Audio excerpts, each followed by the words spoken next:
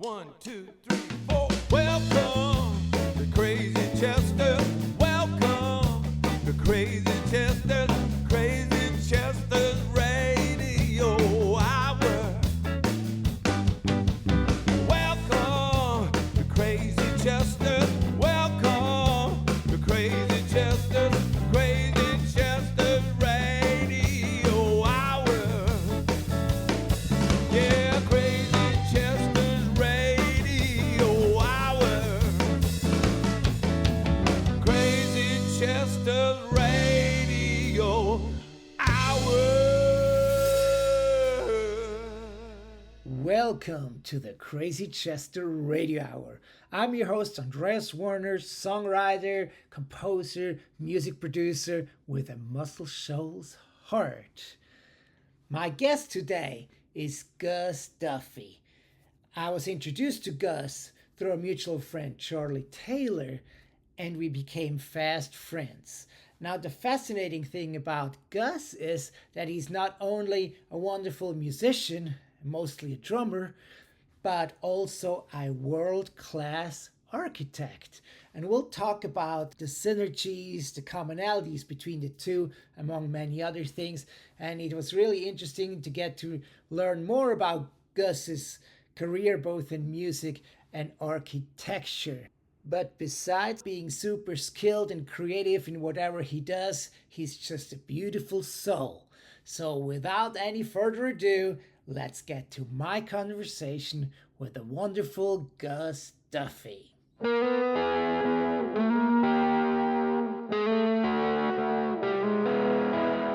All your life, you've been in music, but also you're just a supremely talented and in-demand architect, creating these beautiful buildings or reshaping them. And so I'm super curious about how the two arts fuel each other and all that. But first of all, let's just kick it off from the beginning. Do you have any memories related to your musical origin story, like early, like maybe childhood? How did your fascination for music start? Oh boy, what a great question. And I'm so glad to have you here. Now, we've known each other quite a while, and through our mutual friend Charlie Taylor. Absolutely. And you were supremely instrumental in a very important event in my family's life, and that is our grandson Trent Woodman, who is now a Nashville resident and a staff engineer at Universal Music Group, and he's been working closely with Post Malone on the production and the sound for all of his recordings. And we just got word this morning that Trent, through a connection at UMG, is going to go out and sub for the drummer on Yellow Wolf for some of their summer dates in Wisconsin and Michigan next month. So our kid is living the dream, thanks in no small part to Charlie Taylor and you, because you guys organized a visit with the late esteemed wonderful Buzz Kaysen at the Creative Workshop. Yeah. And we have a picture, I see it in my mind's eye right now, of Buzz, big smile, Trent on one side, me on the other, with looking through the glass at that hiddly designed room, which goes back to the 70s, for Pete's sake. Yeah. And that was nearly 10 years ago, 8 or 9 at least. And here we are, all these years later, it's come together and it's all connected. So that's the windy lead up to your question. Yeah, well, we got to your question, just a little follow-up on it. You know, obviously, it's a while ago. He was like 16, 16, 17 maybe, and right? For me, it's just really great to hear that it actually worked. Because I've showed studios to kids, and, it's just like usually it's just kind of like, some other, path was in the stars for him. But it's really great to see for somebody young to find his path and success. Well, it's all connected. It really is. Anyway, back to your question. The Yes. two, the architecture and the music together, and how did the music start? Well, I'm fortunate in that there was music in my family's home from the earliest age. My mom loved American big band. They were of that era. And she was an accomplished pianist, loved to play, so there was always piano in the house. And big family, I'm the oldest of five. I had four younger sisters, three of whom are still living. And we're all getting on in time, but all of us were musical to some level or another. And so what happened was, okay, we lived in this neighborhood in East Grand Rapids, Michigan. I was probably 8 at the time. And like early winter night, there's a knock on the door at the back, and a colored man, that was the term we used back then, named Sam Dowell, we didn't know his name, was at the door, knocked on the door, and he said, I'm here because I think your furnace is out. And my mother relayed, she says, no, furnace certainly is not out. But here was a guy in need, and she said, maybe you'd like some soup, or really, maybe you'd like a little whiskey. Come on in. So in came Sam, and that started a relationship that so benefited the Duffy family that it's beyond measure. But Sam was from the Deep South, and when he showed up at the door, he was probably in his 60s, and he was a guitar player, played with his thumb, and we had a guitar around the house and a ukulele because I was a little kid, fit the fingers. And Sam taught me that, here's what he taught me. When he played guitar and he handed it to me, my thought was, I think I can do that. And that's it, that's that, I think I can do that moment, Yeah. Concurrently upstairs, I was the kid who was I built whole cities out of, sawed up and pieced together cardboard and wooden clothespins and balsa wood and stuff. So I was making models and doing that stuff and painting everything. And when I would build the best tree forts and cave forts too. So I was already building stuff at that age. And when you're a youngster, reflection is not what you do. You're like a little mini shark. You're moving forward all the time. And you're in the moment. Yeah, you're in the moment, 1,000%. So guitar lessons, but I really fell in love with drumming. That turned out to be the one I carry to this day and focus on. And the tune that comes to mind, that the other I think I can do this moment was Ernie Ford and 16 Tons had that great brush beat to the back of it, which was really different, Up to that point, I'm really digging into my mom's late Benny Goodman stuff, the Eddie Sauter, Finnegan arrangements, Mission to Moscow, Benny Rides Again, that really out there stuff. This is early 50s. Yeah.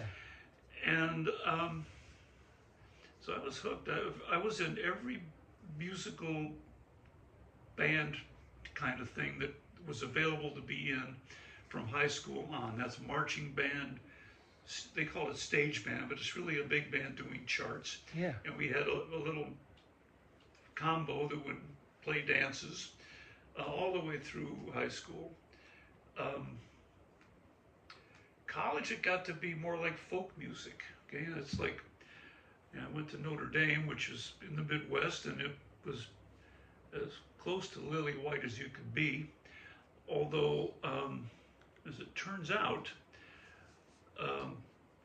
the band that we put together that really went somewhere was the Four Winds from Notre Dame, who had as the lead singer, the featured vocalist for the Notre Dame Glee Club, a wonderful Bermuda-born fellow named Buddy Hill, Hilton G. Hill III, a real gentleman, a great friend, passed away more than a decade ago. if I had to describe his voice, it kind of comes close to Aaron Neville. All right. Like a really bel canto kind of quality to it. And nowhere near as soulful as Aaron, because, after all, we're a bunch of privileged middle-class kids singing about their troubles we haven't seen, And this is like the early mid-'60s, when all sorts of cultural issues were being dealt with. If not, I don't think, nothing's really resolved. It's a process, and we're still very much in the process. Yeah. But the Four Winds, we were based out of San Francisco. We did tours, a lot of county fair tours. How did you end up in the Bay Area? Well, one of the members was a guy named Casey Lynch. Only me and Mike Keeley are still alive from that bunch, and we're in our 80s now. So Mike's dad was the late Tom Lynch, who was the Attorney General, and they were a San Francisco family from back in the Mission era, and so they really thought the group was fantastic and had connections. So our typical summer would be a couple of weeks at the Purple Onion, a couple of weeks at the Hungry Eye, Mr. Bimbo's 365, rinse and repeat. And then we recorded for Fantasy Records, Saul Zentz, of all people, right there. We did a John Fogerty's favorite person on earth. That's the same guy, right? Yeah. And this was like a room that's half the size of this, which would, since we're not visual, it would be like 10 feet by 12 feet, right? Yeah. And a single mic.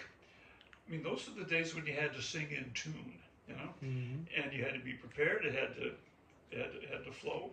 And the song we did was Radiation Baby. She's my radiation baby. She's my teenage fallout queen. Backed with a takeoff on peanut butter. I like peanut butter, chunky peanut butter. I like peanut butter too. So we did, it was called Watermelon. And here's Buddy, of African descent, at the microphone, dressed in a blazer and a tie, with the other three of us with our instruments. He's singing about watermelon, right? And for essentially the Hungry Eye, Purple Onion audience, that was all they needed to hear. It was hysterical. Now, the comedian on the bill would be either,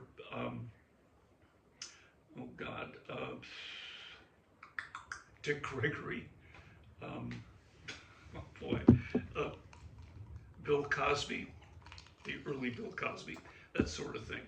And Pat Paulson, later the Smothers Brothers, was a writer. He would be offering comedy material, patter between sets. So that's what was going on. Yeah, it was a great time. Hustle. Yeah. Yeah. So was that your first experience in the recording studio? Yeah, it had to be, sure, right. Mm-hmm. Yeah, that put the year at about 61 or 2, something like that. The record went somewhere in San Francisco. It was a 45. But while we were on tour with the Winds, we did somebody in, I think it was near Indianapolis, Indiana, did a tape of the show and sent it in to Columbia Records. It was like a talent deal, and Eloise Laws was in the same one. So all of a sudden, we get the tap to go to New York and meet up with and do a showcase. Got signed on the spot by John Hammond at Columbia. Yeah, who discovered Billie Holiday, Bob Dylan, Aretha Franklin, and Bruce Springsteen. Oh my God! To say nothing of being Benny Goodman's brother-in-law, I think John did more for racial equality in music in this country than anybody up to that point. And a total one of a kind. Had a crew-cut flat top and drove a Hudson Hornet. Come on, right? It was just great. So that's how that's where Webster's went, So it's Four Winds became Webster's new word. There was a Canadian outfit out of that also had the Four Winds. Come on, who wouldn't? It's a that's low-hanging fruit. And so we decided that the Notre Dame connection was played out, so we went as Webster's. We're kind of getting ahead of some parts of the story, but we can always come back. But with Webster's, we had a pretty good run. We added 2 people, so by now we're 6. And we opened for the Mamas and the Papas for a brief tour. Toured with Paul Revere and the Raiders. Did some, there weren't any stadium gigs at that point, but big auditoriums, 3, 4, 5,000 people. And had a great run at it. And sooner or later you hit that ceiling where the air gets pretty rare up at that point. So, did you ever release anything on Columbia, or was that basically just an audition?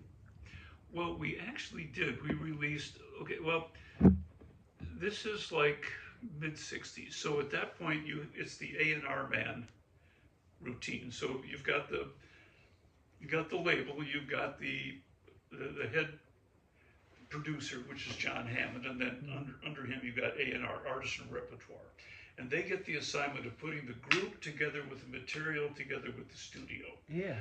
Now the guy that we got was a man named Howard Roberts, not the jazz guitar player. Not the guitar player, yeah. He was and it said so in his business card, he was essentially Harry Belafonte's vocal chorus arranger and director.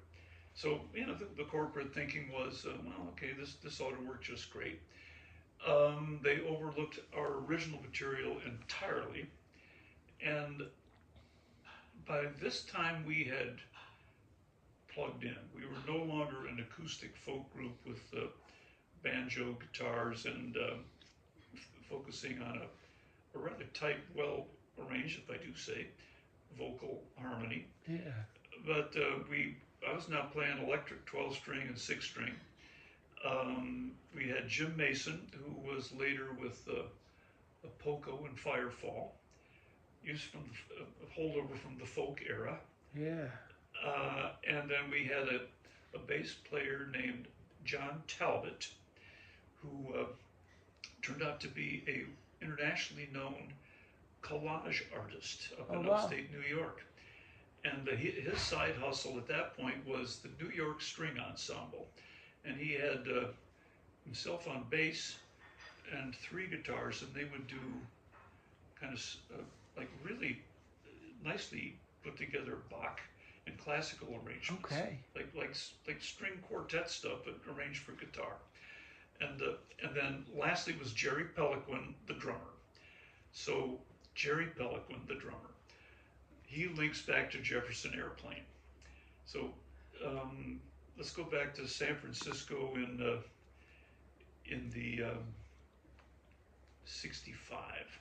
Mm-hmm.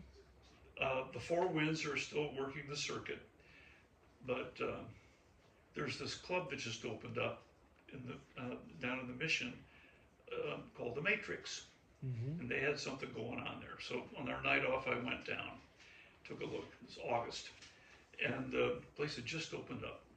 It's like a storefront with a bar, and Marty Balin, who's the lead guy and the mastermind, the anchor of Jefferson Airplane, is also rest him, a terrific, talented graphic artist. And the walls had hand-done original portraiture of all the blues greats.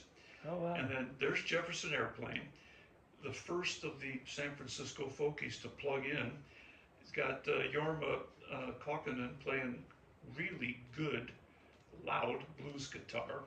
Kantner's playing a Rickenbacker 12-string, a beautiful sounding instrument. I think it was Dave Freiberg playing bass. He was later Quicksilver. That was before Jack Cassidy. Yeah. Before Cassidy. Jerry Peliquin on drums, and the lead singer was Signa Tolley Anderson. Her boyfriend was the co-owner, leaser, or whatever of the club. And they did it was truly folk rock. It was, Tom Paxton songs, an unpublished Dylan. And Jerry Peliquin chose that night to punch Kantner in the face and got himself fired on the spot. And I showed up with my head exploding, and I'd been carrying a drum kit around since college. So I grabbed some brushes, sat in, and I had the gig, right? So now what? I kind of quit the Four Winds / Webster's on the spot, but we had a roadie who was like, he had a skin condition where he had absolutely no hair on his face. I think the same thing Mike Nichols had. He wore a wig, and all he did was changing a wig to this kind of prematurely dusty gray that Gus was sporting early in his early 20s. And he knew all the parts. You know, he was prepped and ready, and he just stepped right in and took over. And all of a sudden, there I was with the Jefferson Airplane. And that turned out to be a colossal mismatch. Not musically, because the music part was just fine. But I was essentially a Midwestern beer-drinking idiot. And they're a bunch of substance experimenting, ultra hip San Francisco locals with a lot of momentum.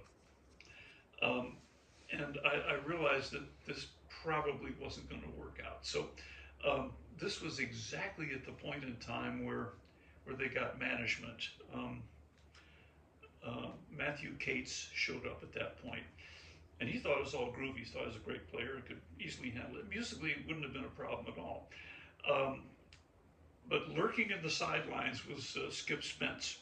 And my job on the way out the door was to teach Skip how to play drums. And we did a bunch of like small scale, it's probably a cassette recording of the repertoire for Skip to study. And that, I'd love to hear that. It probably exists somewhere, but there aren't too many people surviving.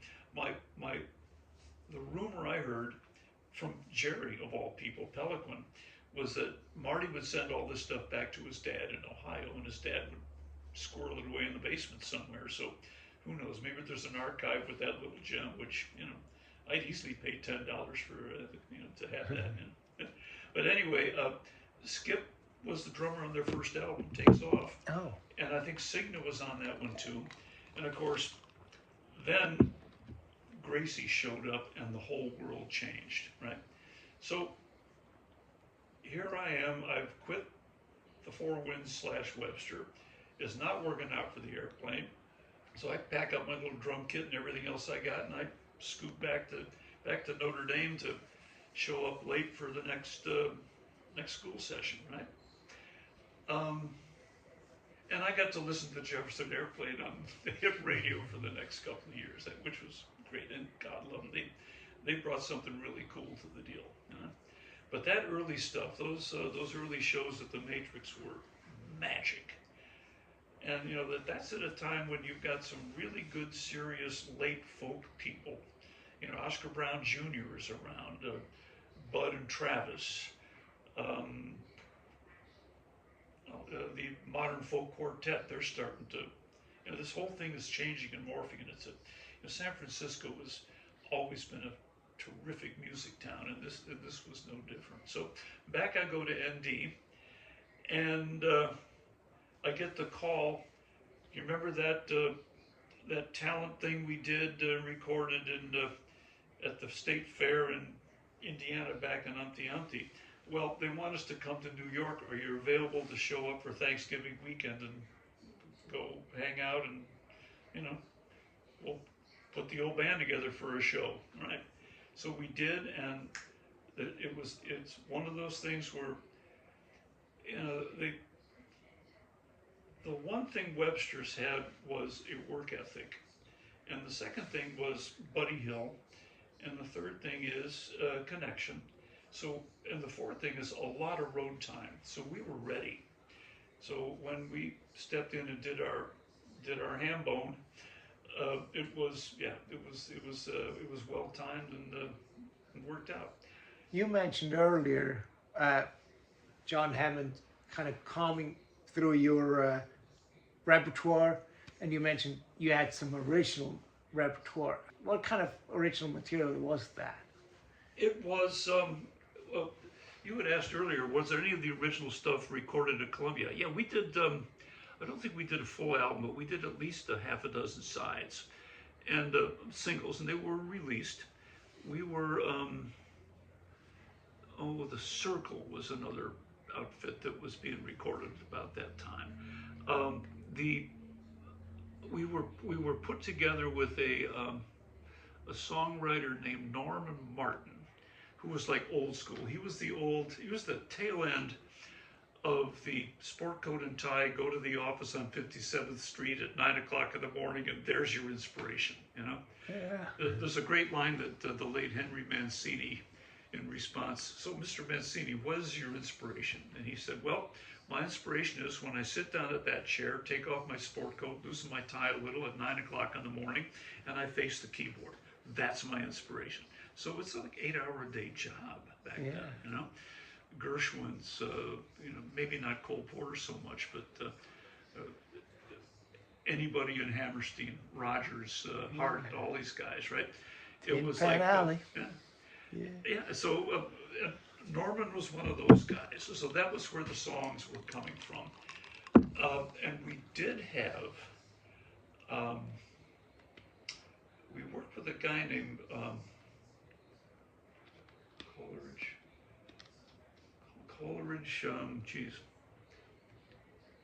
Coleridge Parkinson, a composer, arranger, younger guy, who was really, really hip, and he helped us put together some wonderful stuff. Now, this was a time when studio musicians, you had to swallow your pride and say, okay, I get to play a guitar lick, but that's going to be Herbie Lavelle over here playing drums, and that's not John Talbot playing bass. That's this or that. Yeah. And Artie Schreck was keyboards on some of this stuff. I mean, it was top-notch stuff.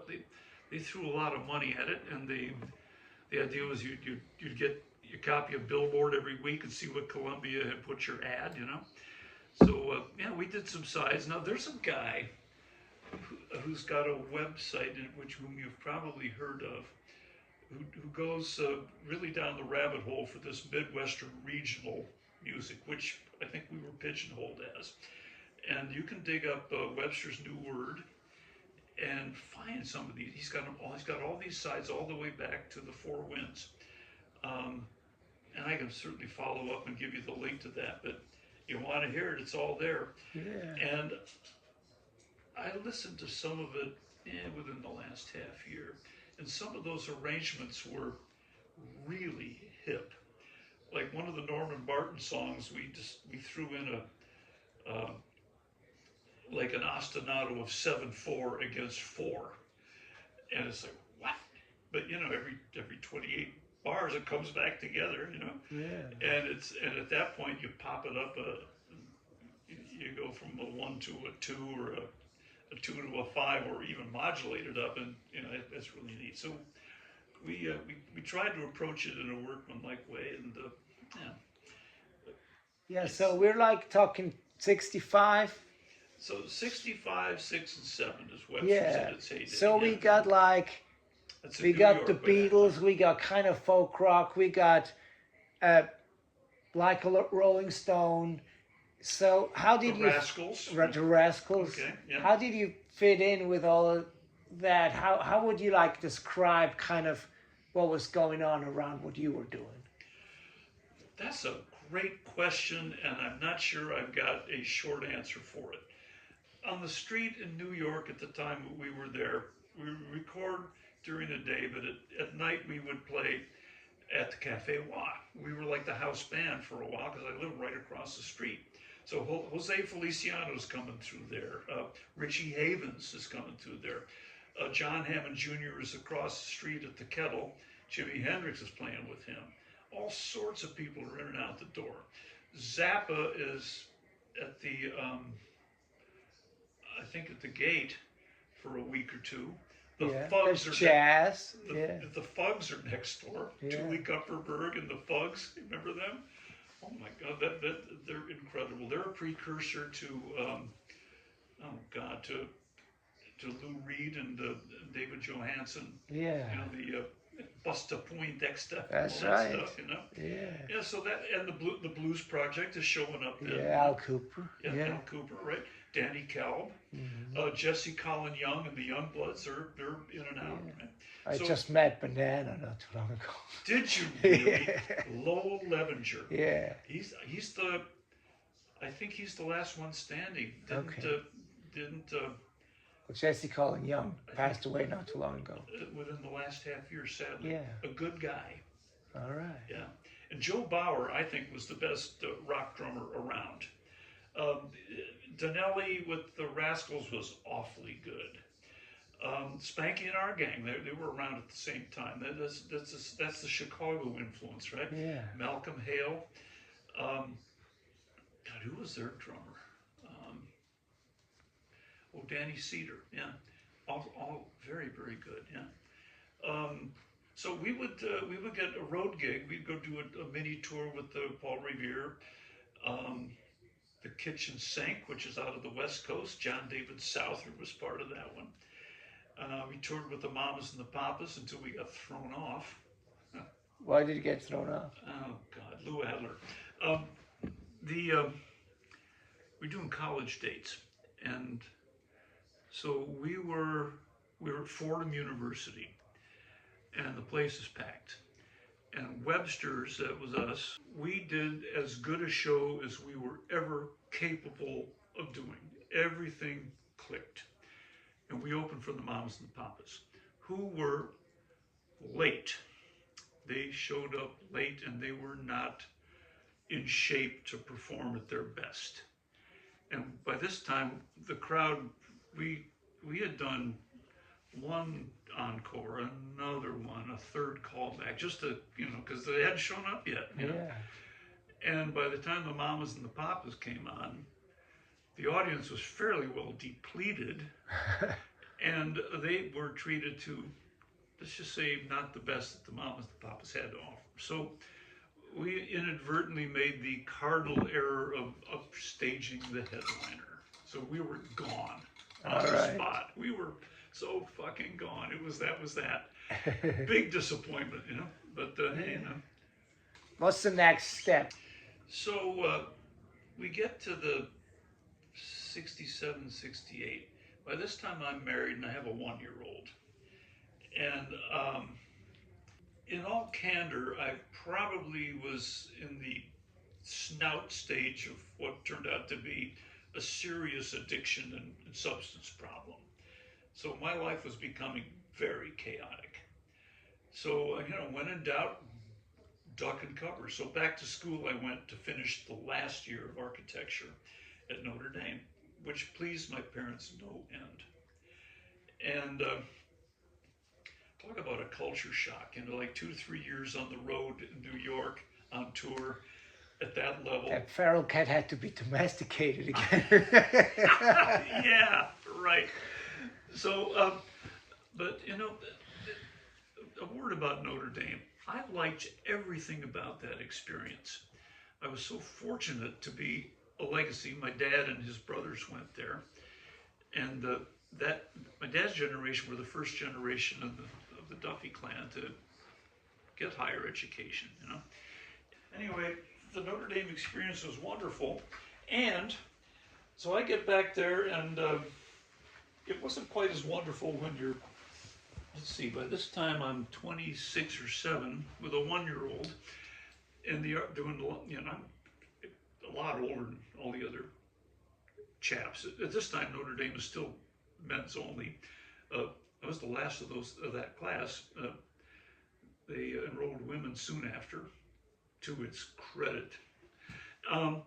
So I'm I'm determined that as long as I got to be here doing architecture, I got a job at the architectural library with the intention of starting at the A's and going through every single book that there is to read. I'm done with music forever, screw this, right? Kind of feeling sorry for myself a little, maybe, right? Anyway, so I'm there maybe a week, and under the door comes a note, and the note says, "We hear that you used to be in the airplane. Do you want to do some music?" I That's irresistible, you know?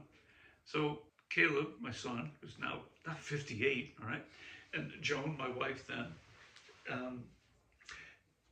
we're living out in Mishawaka in a really nice kind of farmish house that we rented from a guy who got a job overseas for a year. It had a nice basement. So we arranged to make a little music. I'm still carrying around an amp, and I got all my guitars. I didn't leave them in New York, brought them with. Still had a drum kit. So it's myself, Jeff Gillette, Denny Lopez, bass, and Barney Schultz, drums. Now, Barney Schultz's dad, Bob Schultz, was on the faculty of the architecture department at Notre Dame. So there we go. Yeah. And it was one of those things where it's like instant click. Uh-oh. As I remember, the first song we did was, I think Tim Rose, Morning Dew, you know? And it just went, it's a total jam. I think we blew a little spliff, probably knocked back a couple of beers, and played for a solid couple of hours. And that was that, you know? And we became a viable working regional band. We would fill auditoriums and dance stuff and so forth, and we're essentially a cover band, but we're knocking it out pretty good. Until I had this brilliant idea: why don't we take Beethoven's Ode to Joy and play it real loud? You know? So we put together, it took us a couple of months to do this, a theme and variations, I think 7 sections, called Symphony. And we played it at a small coffee shop, almost like acoustic. And it was like, whoa, right? It's the right piece of music, the right delivery for the right audience at the right time. So next thing you know, some of the entrepreneurial types in our circle.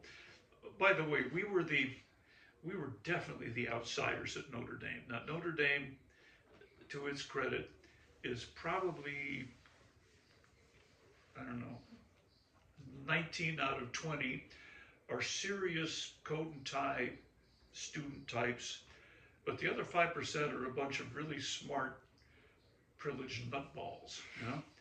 And that's us, all right? So we got Washington Hall, which is the biggest auditorium at Notre Dame at the time. It's probably a 400 seater. Set up this, and we'd been successful enough at playing out that we were able to finance a really good set of road gear. So we could fill that auditorium no problem with sound. And so we uncorked the symphony before a packed house of Notre Dame students, and the place went nuts. And this is like a 45-minute piece that is got plenty of room for solo and improv, but it's carefully structured. You gotta, like, it was sensitive to dynamics. The tempos varied, the keys varied. The focus went from vocal to instrumental, back to vocal to choral, to lyrical, and then vocalese. It was quite a deal. And we had to, the way I thought about it later, which we had to do start to finish without breaks other than compositional pauses, drunk or sober, and then we had to knock down all the equipment, pack it up after, right? So it was quite an exhilarating deal. So as a result of that, we pooled some money and went to the studio we talked about earlier, Pekin, Illinois, and we did a 10-minute version of it, and turned out pretty good. Denny and Jeff went to New York City, knocked on doors, found Tom Wilson at the record plant. He said, "Yeah, come on in, guys. What you got? I got a tape. Sure, I'll listen to it." Tom Wilson, first African American guy who, almost like a John Hammond protege. Yeah. He later did Zappa and a whole Yeah. bunch of other people, that Tom Wilson. Yeah. And so he signed us on the spot, issued a 10 grand check to finish the record, and placed us with ABC Dunhill, where it probably still sits. So we went back and put the thing together and came up with a 40-minute, really nicely done, polished deal. Because again, we at all the road time, this band was sharp. We knew our stuff, and you know. Was it basically a carbon copy of what you did live, or did the studio give you opportunity to embellish? Some embellishments. We did a couple of little snare drum riffs, mostly accents, but essentially it was a live performance, and then we overdubbed and sweetened some of the vocals by multi-tracking, and we added a little bit of percussion, and but I think it was essentially a performance piece. Yeah. I mean, that's honest, you know. So your Steve band, and Dan had not started doing their thing yeah, yet. yeah, or Pink Floyd, or whatever. But Yeah, right. But so you mentioned Jeff Gillette, who was your bandmate. Was he already into engineering at that point, or did that come later? Okay, so as a result of the symphony, we move out to California. We wind up doing our thing, being a bar band, a cover band, and during our off time, hey, you know, here's where the construction, the design comes back. We would do side construction gigs down at the DeGarment district, redoing clothing wholesale showrooms, and we called it F&A construction, fucking A construction.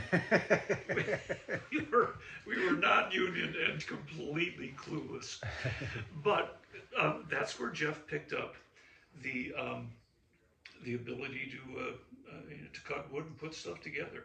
Now, this time Jeff is living at what we call the coal bath house. Okay, Kevin Kelly was one of his roommates. Alex Domohovsky, drummer Kevin Kelly with the Birds, and then Taj Mahal, the Rising Sun. Taj Mahal, there you go. That Kevin Kelly, Yeah. Who was a terrific human being, by the way, a gentle soul, a good drummer, a collaborator of the first order, yeah, great guy. So sooner or later things had to change, and Jeff got a job with Kent Duncan. Kent Duncan was going to build a studio in Burbank, a recording studio. So Jeff made the deal with Kent. I'll help you build your studio if you'll teach me engineering. So that's how Jeff branched off into engineering. I see, yeah. At that same time, I had to have a job. So I applied to Walt Disney. I worked for the Mouse for a year. What did he do for the Mouse? Oh my God. I was, at this point, it was the campus, if you will, was in Glendale, and it was a bunch of double-wide mobile homes. There were 500 draftsmen, and the project was Disney World in Orlando, Florida. And I was one of the draftsmen. And I had a real good hand because Notre Dame architecture is classical trained. You know, you learn how to draw. You learn how to, certainly how a building goes together, but how to draw a picture of it. You know, first, here's a dirty little secret about architecture. First you think it, then you draw it, then you build it. It's that simple, right? Not always easy. So I had the drawing part pretty well down. And of course the Disney people are doing the thinking. And it was 500, okay, let's use the 19-to-1 ratio again. 19, almost 100% of the 500 people are straight ahead for hire draftsmen, techno types. The other 5% are nut jobs, and I am a prematurely graying, long-haired hippie with a ponytail, smoking reefer in the parking lot during lunchtime, and I wasn't the only one, right? But anyway, what I did there was I drew the picture of the Small World ride in Orlando with all the, it looks like every Bavarian castle that you could think of put in the blender and spit out as to some Disney-esque fantasy. And I got to draw that, you know. And I still have a piece of paper was huge, 30 inches tall by almost 4 feet long. And to scale, all noted and stuff. It's just gorgeous. But I didn't last there long. Me and the Mouse didn't get on that well. But you know, by this time, my other problem is now well past the snout phase, so I was barely employable. So meanwhile, Jeff is becoming an engineer, and as the story goes, his first engineering job was Songs in the Key of Life with Stevie Wonder, and that turned out to be a wonderful career for a great guy. And Jeff and I stayed in touch and contact and friendship up till his very last days, and we miss him terribly. Yeah, and he had a long career as doing road sound for the Yellow Jackets, and I think Sergio Mendes. And all. Yeah, Jeff was right at the center of bringing Brazilian, late stage bossa nova to the U.S. through Sergio, because through Sergio, Oscar Castroneves shows up, Ivan Lins, all these wonderful Brazilian artists who are like just astonishingly funny and good company and fantastic musicians.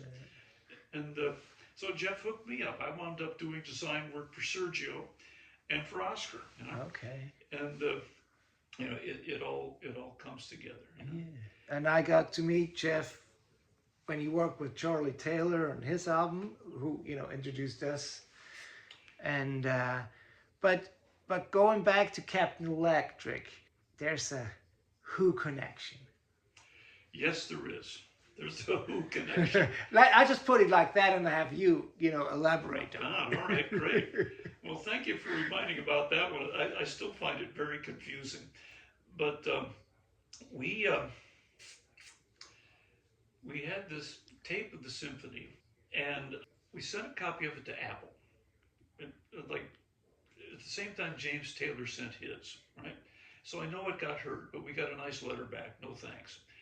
We wound up meeting up with the Who in Chicago at the McCormick Place, and Pete was good enough to schlep a high watt stack as part of their tour, and we paid him off and took the thing and took the goods. But we wound up spending a really great couple of days in the company of Karen and Pete at their place in Richmond, right on the Strand, right on the river where the houseboats are. God, it was great. And I really think he lifted the part of the symphony for the tail end of Won't Get Fooled Again. It's just too similar. But when you think about it, that's where the architecture comes back in. There's nothing new under the sun. I lifted that off of Beethoven, for Pete's sake. What if they call imitation is the sincerest form of flattery? Or outright larceny. Yeah. Take your pick. I'm not sure that flattery was on anybody's mind. You just do what you do. But there's another angle to this too, and that is that the same mental process and the same creative process. A great idea can occur simultaneously over here and over there. And I think we've got Swiss joinery, which is like the art or craft of joining wood timbers together, going back 400 years. You'll find those exact same details in Japan. The same reality occurs in multiple minds. So Peter, let's give him the benefit of the doubt on that. Right? Sure. Yeah. But it's still a good story, and who knows, Who knows? It's like it's all connected. It is definitely all connected. Yeah. But so how did tilt it from like maybe number one focus on music to number one focus on architecture? Oh boy. That's a really, really good one. So when we left Indiana for California, Indiana was the last state in the country that allowed an architect to sit for a license exam after 1 year apprenticeship, which is working under a licensed professional, which I did. I worked for Barney Schultz's dad and some other architecture profs at Notre Dame doing a remodel of the old Cam Schellinger Brewery building. It was a great deal. And so I qualified to take the exam. So I flew back from California, took the exam, passed it. All of a sudden, I'm a licensed architect, but not in California. So I had to work for somebody else for 2 years. So while Jeff is out being an engineer, I'm working doing apartments for low-cost housing for an architect in the San Fernando Valley. You know, paying the bills, keeping a roof over the head, feeding my addiction even more until I could take my own exam, become a licensed California architect. So did that, and the day I got my license, 1973, quit my California mentor, Reinhard Lesser, bless him, good man, good architect, and opened my own office. Shared an apartment space on Vineland and Burbank in North Hollywood with my brother-in-law, who was a long-distance trucker. He would camp out there when he was in California and schlep on back to the Midwest when he wasn't. So I put my shingle out, licensed architect for hire. Nothing was happening. And so I'm doing home inspections to pay the bills, right? So the next lot over was an outfit called Canyon Fence. They're a general contractor who build a wooden fence for you, but they'll also do fire repair. And they needed somebody to go to the burnouts. As soon as the fire department rolls up the hoses, they need somebody to go in there. So I became that guy. So for months I went out there. I had these smoldering, still hot, leftover fire deals, and I'd write up the report. It was kind of mundano until one particular house in Mount Washington, just north of Chinatown in LA, tiny little thing, maybe 800 square feet, but the surroundings is all deodorus cedar and redwoods. It's an old hillside part of north old Los Angeles, and it burned right to the foundations. So I said, okay, here's what it is. If you get the job, let me redesign it, no charge, right? So they got the job. I redesigned it. The owner loved it. Owner, turns out, was a screenwriter, and he had a business manager, and his business manager was also Cher's business manager. So the next job I got was working on Cher's Malibu beach house during the time that she was with Greggy Allman, right? And I worked with a really terrific LA interior designer, Ron Wilson, and we did numerous buildings together after that. But that was it. That's what triggered my career, you know. And I became the guy who knew how to do these kind of Midwestern, faux elegant houses, and I worked really cheap. And the work ethic, I'd get stuff done, you know. And so I don't know how many. I think I counted up somewhere between 1,500 and 2,000 projects in LA over a 50-year period, including a handful of recording studios. Yeah. The big one, first one, was for Frank Zappa. Okay. At his home on Woodrow Wilson. Bless him and bless Gail. They both passed away. And what an amazing fun gig. And that's where I met Alex Demahovsky. And at that time we're living at Arch. Now we're past the Arch Drive period at that point. So we're going to work Charlie Taylor back into this thing. All right, go for it.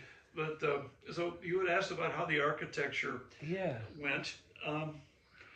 That was the trigger.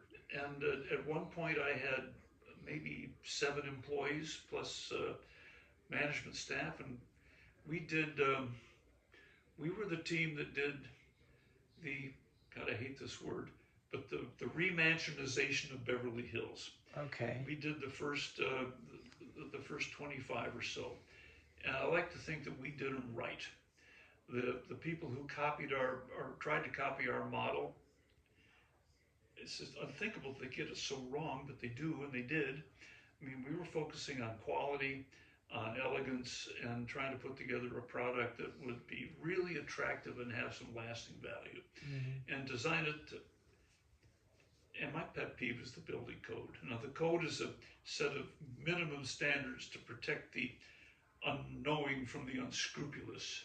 It's a set of minimum standards. If you want a house to last 100 years, you don't want minimum standards. You want the best. Right? Yeah. So that's where we were going. And the first one we sold to Larry King. He lived there forever. Oh, gosh. Magic Johnson lives in one. Sylvester Stallone. On it goes. But we had a good run with that. Yeah. I perceive you as a highly creative person that found different outlets to live that creativity. So what I'm assuming, and you tell me if I'm right or not, is like you're creative, music is a way to express yourself, architecture, painting, you name it. Am I far off? I think you're right on the button. But from the interview point in motion, it is only recently have I paused to look at it that way, and I think it may have something to do with the basic reality that I'm ambidextrous. I am right-handed and left-handed. I do both. I think I play drums righty, but with a lot of left, and I can keep that left going in a way that is kind of cool, unique, especially with brush playing, because brushes is a two-handed deal, and I think it is the underutilized and undersung way of playing drums. Okay, It's funny, I'm ambidextrous too. I was throwing the ball with my left hand, for example. Wow. Yeah. Okay, I'm left-eyed, right-handed, left-handed, and I tried for about 30 years to separate the two, just to shelve music altogether. Because, we're doing all these, I say we because I've always been a collaborator. I work best in a team. And I don't mind being the team leader, but I don't have to be the soloist the whole time. In fact, I'd rather not be, I'd rather be kind of the arranger, Yeah, I like that. And so the idea about putting music away and aside all that time, after a while it bubbled back up. It was hugely distracting not to be doing it. And I think that was also a rather fallow period in a lot of ways. I was kind of really busy screwing my life up. I'm 38 years sober now, and I like to be sober out loud. I got sober through being corralled and put into a rehab by Joan, my then wife, and been working that program ever since. And it helps support my vanity to say that once in a while. And my sobriety date is a big part of my password, and I don't want to change my password ever. Yeah. So, in fact, my sponsor, the first sponsor in AA, Bruce, bless his heart, he was my sponsor for 25 years. He was a trust funder, really wealthy kid. He completely screwed his life up with the usual way. But when he sobered up, he was so enthusiastic after a really short time. He said, God, I've got all this money that I wasn't spending on drugs and hookers and shit. He went out and bought himself the biggest, most expensive Breitling watch he could find and had a sobriety date engraved on the back. All right. So he goes and shows the sponsor. The sponsor says, Bruce, that's really cool. But aren't you still smoking pot? Bruce says, what? That counts. It's from the neck up. Oh my God. Well, what am I going to do with this watch? And the sponsor, they think about it, and the sponsor says, well, go back to the jeweler and have him engrave a line to the first date, and then put your real date when you stop smoking pot and stop drinking underneath it. So from then on, Bruce's tagline was, well, I stay sober because there's no more room on the back of the watch. Right? Yeah. That's a little inside, but there you go. Yeah. So we're sitting at beautiful Nashville residence who, although from what you told me, is super nice neighborhood, really great. But the house was fairly ordinary until you got your hands on it, and now it's just kind of like a castle in the sky. I was just so impressed what's even possible, because I mean it's really incredible. It's hard to, I guess, relate to in audio, but my question is, it's like I write a song or produce a record, and it's kind of all you have in the beginning is, blank sheet of paper, and then you kind of your imagination gets you there. Same thing. So yeah, maybe you can a little bit just kind of elaborate on the process. Maybe use the house or not to just kind of walk me through like your mental path from finding this old house into like what it's become. What a great question and setup. Okay, so the music analogy, I think, is a good one. Let's say that you, as a producer,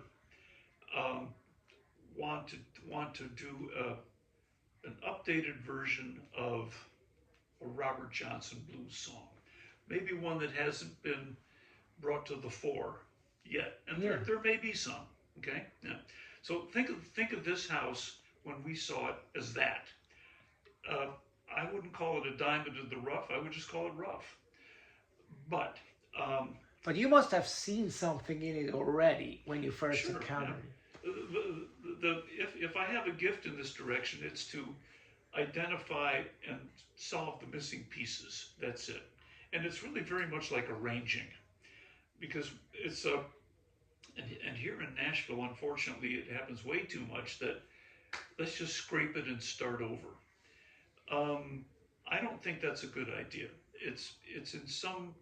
It can be very disrespectful, I think. Certainly to the vegetation around the existing building. So this house was one story, had a tuck under garage and an unfinished attic over the garage, kind of a split level thingy. And it went to 1952, red brick skin.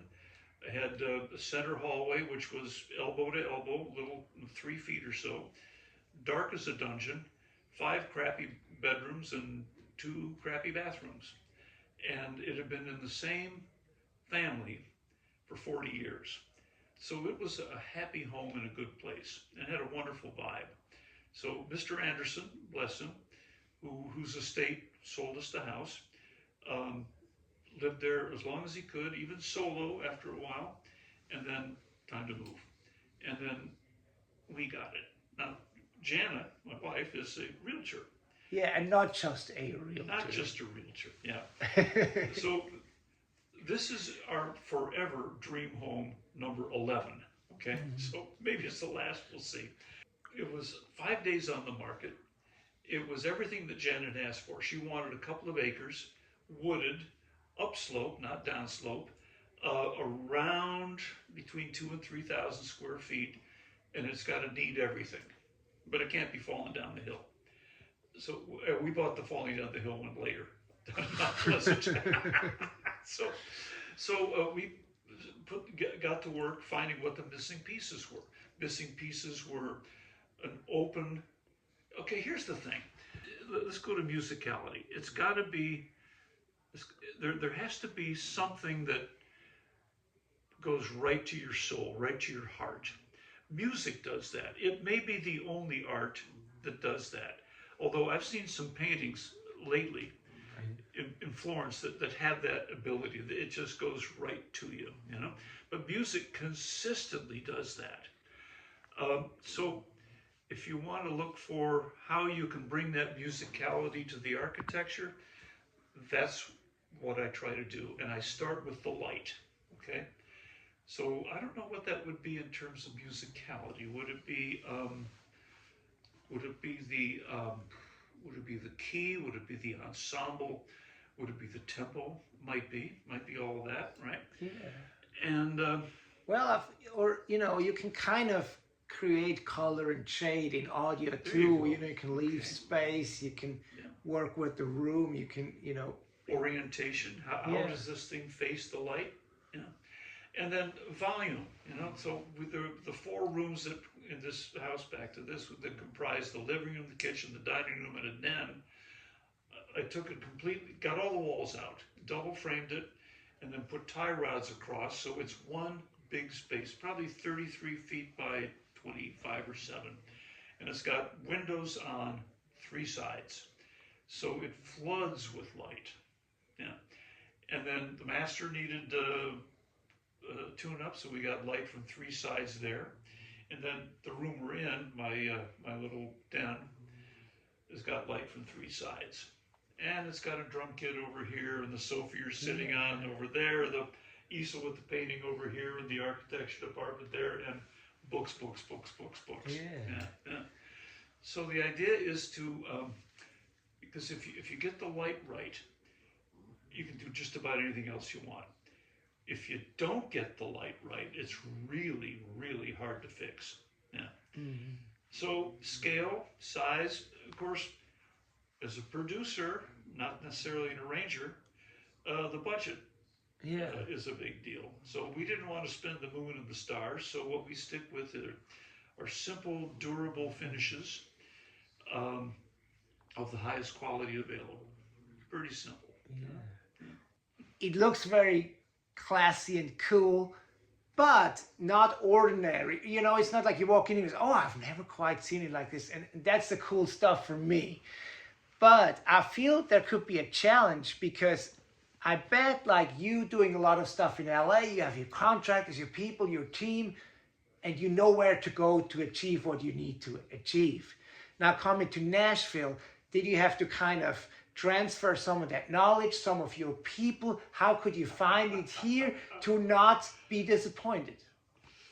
Boy, oh boy, oh boy. You're picking a scab here. Okay, let's rip the Band-Aid off. Oh yeah, well, no, you don't necessarily have to get there, but I guess I sense something that's real. Well, let's continue with the music production analogy. We've got the arrangement, we've got the studio time, we think we've got the budget. Now we got to put the musicians together. And I was absolutely teed up and I did it to myself. But I thought that if I found a local general contractor and hired him, I could rely on him to put the subs together to, essentially manage the project. Not unlike what happens in LA. But that is not the game here at all. So I wound up camping out on this thing. I must have gone back and forth to LA because this is a transition period, 2017, 16, 17, 18. One year I went 18 times. Every third week I'd have to come back here and sit in the frame and make phone calls and hope the subs would show up. It was a valuable, humbling learning experience that actually wound up being the best thing that could possibly have happened. Because I turned down some good advice. Someone we met through mutual friends said, you should hire Mr. Hayes, who recommended somebody called Superior Builders to do your job. You won't be disappointed. And that was good advice that I didn't take. So a couple of years later, we finished the house, and it was a wonderful experience and a great result. Very blessed. And, I earned every divot and scab and scar that I got, and I'm grateful for it. But our next door neighbor down the block said, we really like what you did to this house. If we buy the one that's 4 doors down that's for sale, can you do a customized version of it for us? I said, sure. So that was the next job I got. Now, what I did is it's time to get it built. So I said, I'm not going to do, I would not ever put a client through what I put myself and my family through. So I called Superior.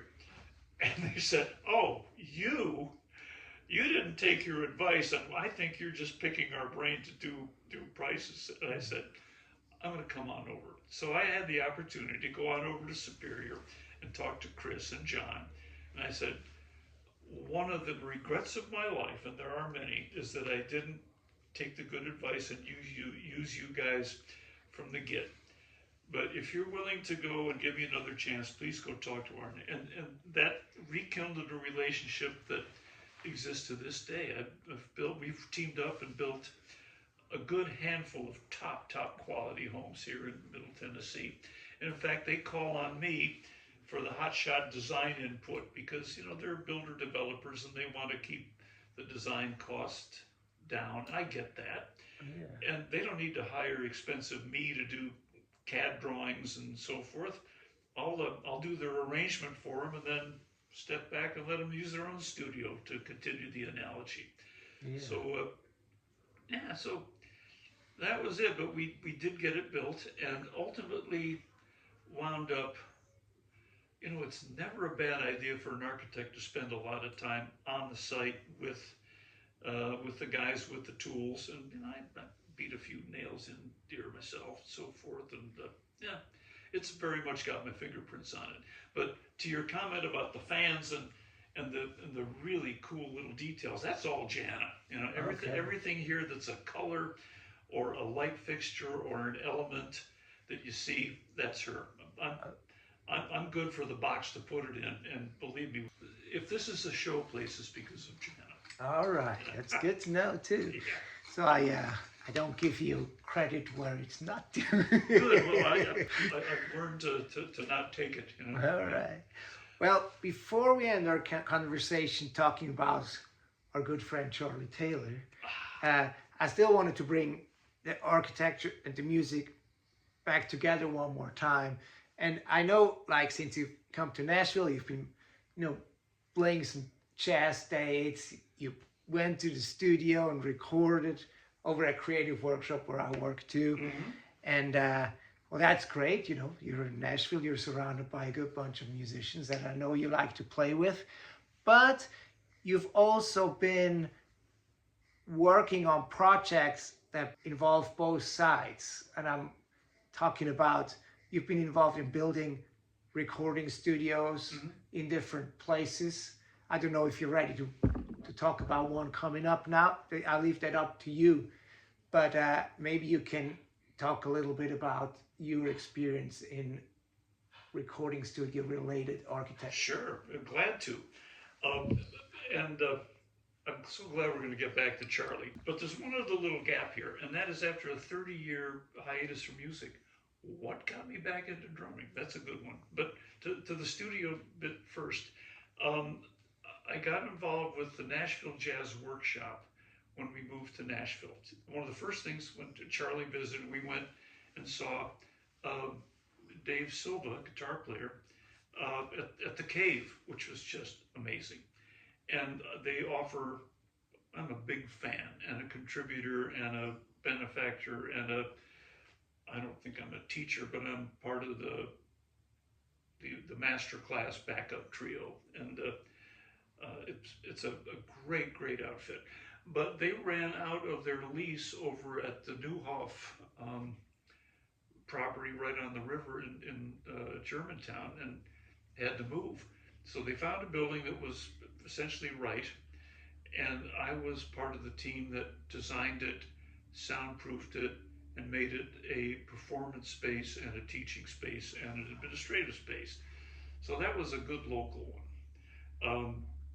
Back in LA, the most recent one I've done is for Jesse Carmichael from Maroon 5, a home studio in Studio City, aptly named, which is a really cool facility.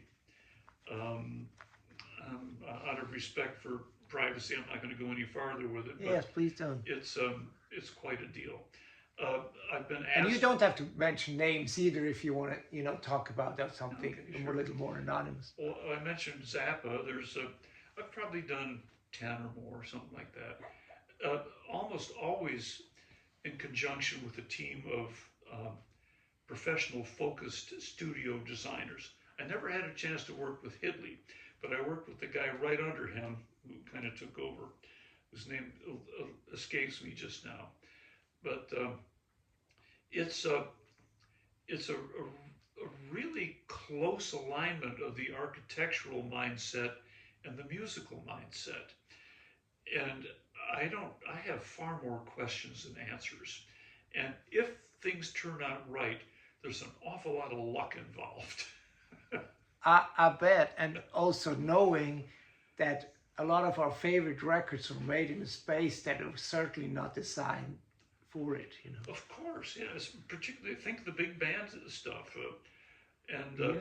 Well, how about the Quonset hut? I mean, there's that one little corner that everything sounds right, and anywhere else in the room the sound is not right. And the original Atlantic studio in New York, where they had to get the desks out of the way to be able to work with Ray Charles and people like that. Yep. Yeah. It's there's a lot of luck involved, and one of the things about architecture is one way of looking at it is I help people create a place. Now, to the extent that a studio is a place, it's a very important place, because that is where the music and the technology come together, right? Yeah. And usually there's money involved in that one, except for this one that I've been asked to consult on in St. Louis. All right, let's give me pause for just a second right there and just hold the thought, because just 4 weeks ago or so, I was in Memphis for the Blues Music Awards. Yep. And ran into Tony Braunagel, the good Tony drummer. Braunagel, yeah. And I believe I posted a picture of me and Tony, Jimmy Pugh, the organ player, and Hutch Hutchinson. So we just like the bass player, drummer, keyboard player, and the guitar player. We just started a rhythm section, kind of as a joke, almost. Although I think that's a good idea. But you saw that. Yeah, you saw it. It's like, hey, my friend Tony is great. And I'm like, well, small world. Yeah, it is. And now I'll have you take over. So Tony is a drummer, and Tony Braunagel is a client, and I designed his home studio, small one, and he reached out to me a year and a half ago. He said, I've got this opportunity to be the project director of a not-for-profit recording studio in St. Louis. It's going to be world class. It's underwritten by Mark McGraw of the McGraw-Hill publishing family, textbooks. If you're an American kid, you held a McGraw book in your hand at one point, if you're lucky. And he says, I don't know what the F I'm doing. And I said, okay, well, I'm your guy. So we agreed on a date, and we drove Jan and me and the two dogs up to St. Louis, out to this property they bought, and put together a team to build this recording studio, which is going to be available to anyone with the combination of talent, determination, and need. And it's going to be great, I have to tell you. It's like, at my age, I just love getting my fingerprints on stuff. I mean, that's enough for me, and I don't have to be the head guy. But if I have any useful residue from my years of experience doing this, it's an honor and a pleasure to put it to use in a project like this, because it's a great team. Rick Zito was involved in it. You know that name? St. Louis born guitar player, really good blues player. So now you're hooked, right? I really see that all this comes together for a reason. Yeah, Tony's like, you got to come up to St. Louis to do something, Yeah. Isn't it amazing that all this stuff comes together the way it does? But I see you and Tony is like, oh my God, what? Yeah. But let me go back to how we rekindled the drumming thing. After about 30 years, Jan and I are bopping along, doing our thing, and I see an ad on eBay for some kid who was like on the cusp of taking a football scholarship at Cal Berkeley or continuing as a drummer. So he puts a crappy old beginner's level Pearl export kit, bright red, for $500. But the kicker for me was it had a Peisty 22-inch 2002 ride cymbal, which is a great cymbal. And I've been hearing that sound for years. I was a Zildjian guy. I didn't know any Peisty. So I forked the money over and I set this thing up in the den, and I'm tapping away. And I haven't played regular forever. So Jan and I go out for a night to hear some music at a place in LA called Rocco's. and who's playing is Alan Pasqua Trio with Dave Carpenter bass and Peter Erskine drums. It's a little club. It looked exactly like The Matrix. You know, it's a storefront with a bar on one side, a stage at the end, and tables, right? And Alan and Peter and Dave, just a crackerjack trio. God, they're good. They must have a dozen discs out. So unbeknownst to me, Jana goes up to Peter at the break, and for Christmas, she hands me an envelope and it said, entitles the bearer to an afternoon session and evaluation with Peter Erskine. Huh? So I show up there and I'm terrified, you know, because I have what? This is like the top guy, the Weather Report, Diana Krall, faculty at USC, not to mention the Dave Carpenter stuff and Alan Pasqua. So I go in there and knock on the door. He's got at his home in Santa Monica. I know he's got a little studio in the back. We talked on the phone before. So I show up. He says, well, first let's have lunch. And Mutzi fixes us a nice little salad and some miso soup. And we shoot the breeze about nothing in particular. And then he says, time to go out back. So we go out to the studio. And I feel like a 10-year-old going to the principal's office and opens the door. And the studio is beautiful. It's got a Yamaha Grand and it's a Yamaha endorser and a beautiful little oak custom set, Zildjian cymbals, highest kind, and a little computer desk and a computer there. Gold records and picture of Elvin Jones, and it's just a beautiful conversion of a garage to a studio. And he says, okay, here's what we're going to do. I want you to name a song, preferably from the American Songbook, and you're going to sit at the drums, you're going to count it off, and you're going to play a verse and a chorus, playing it to yourself, so, you know, to your own music. Okay. So I pick up the brushes and I said, we'll do How About You? I like New York in June. How about you? Okay. So I counted up, not quite that fast, by the way, and I get to it, and out of the corner of my eye, I see Peter there tapping on the keyboard.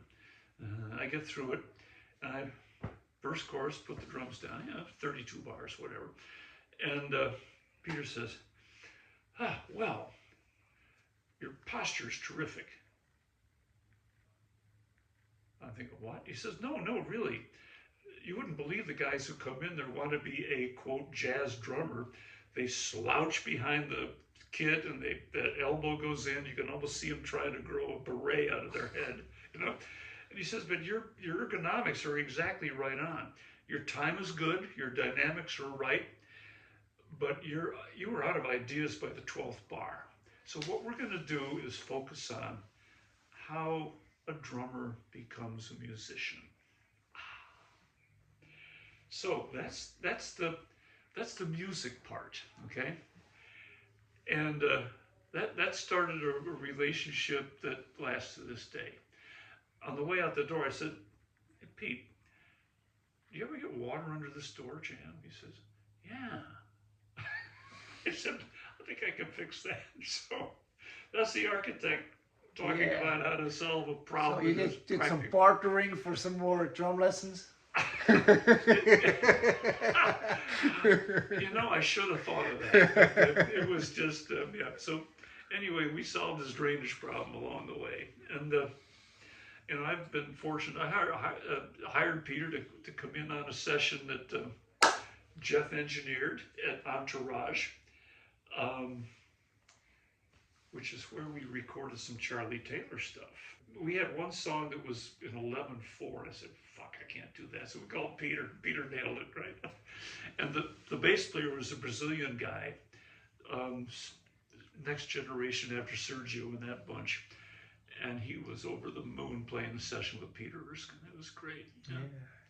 So since you brought up Charlie, let's here we go. Let's ride on out on Charlie Taylor. Yep. You met him around 1971, I believe. On Arch Drive. Yep. Tell me how you met. Charlie was a songwriter. He was a real songwriter with a contract, and we were Captain Electric, and there was another band on the.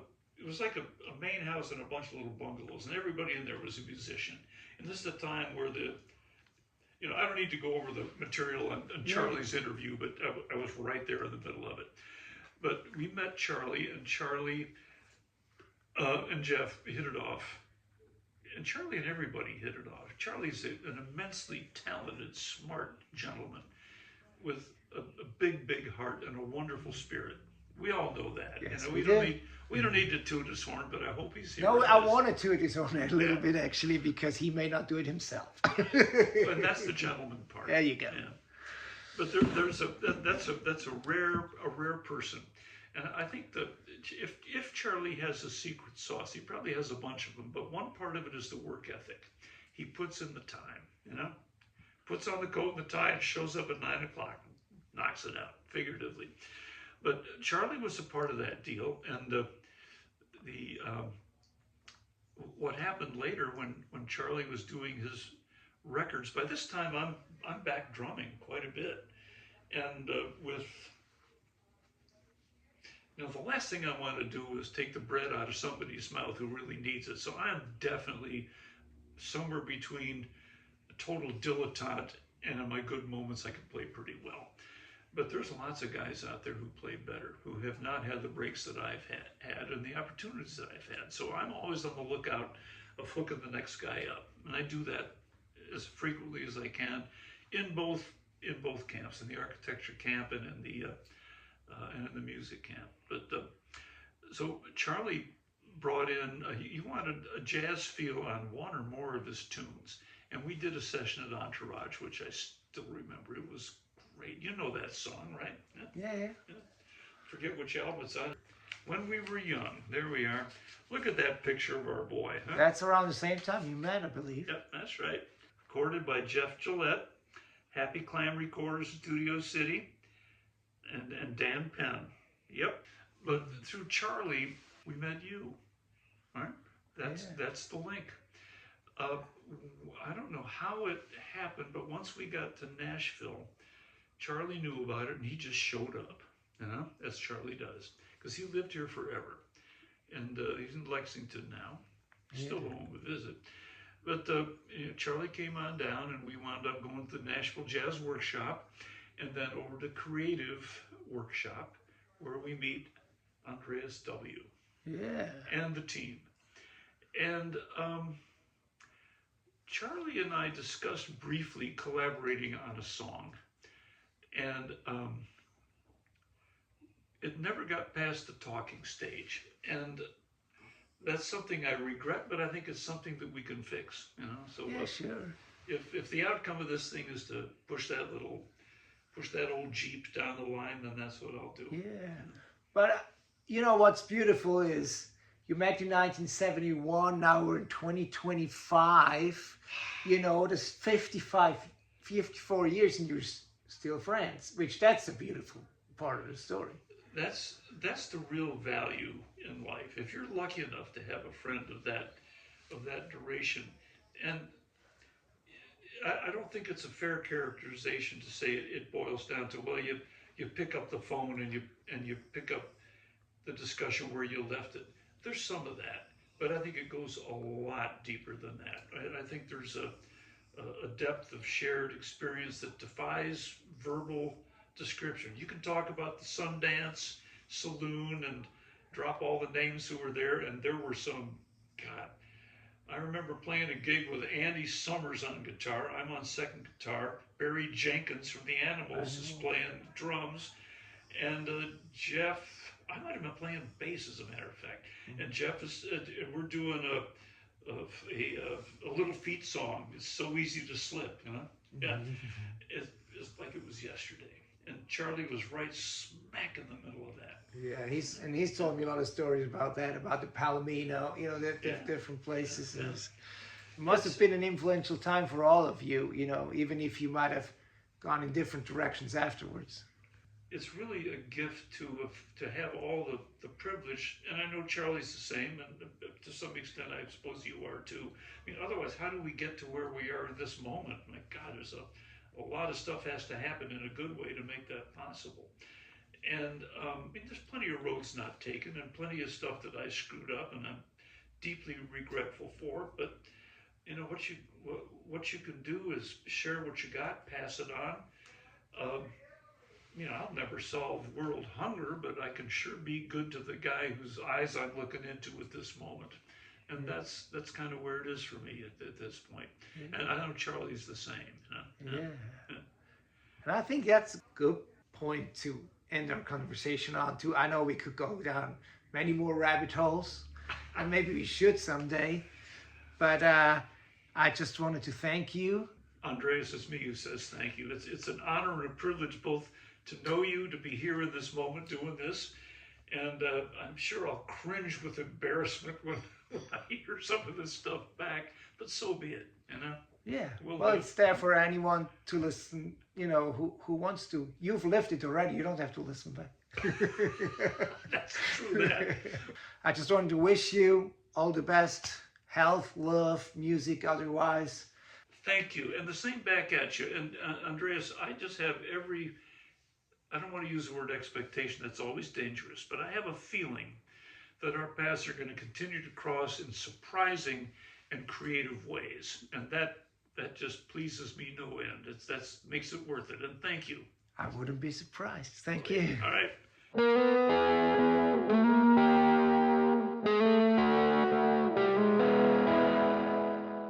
And that was my conversation with Gus Duffy.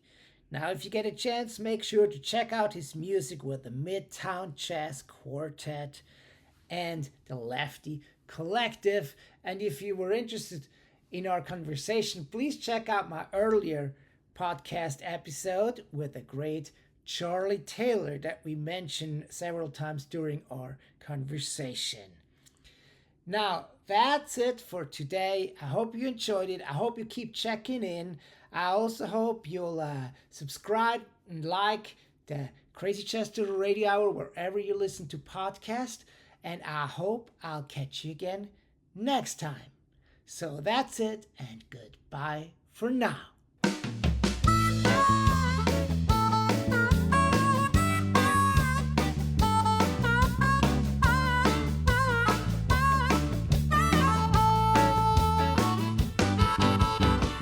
Crazy Chester Radio Hour was created and produced by me, Andreas Werner, producer, songwriter, composer with a Muscle Shoals heart. The theme song is performed by Jimmy Hall of Wet Willie and the Funky Chester Rhythm Section. It was recorded at Creative Workshop Studio in Nashville, Tennessee. You can find out more about the podcast and myself at crazychesterrecords.com or on Instagram at crazychesterrecords.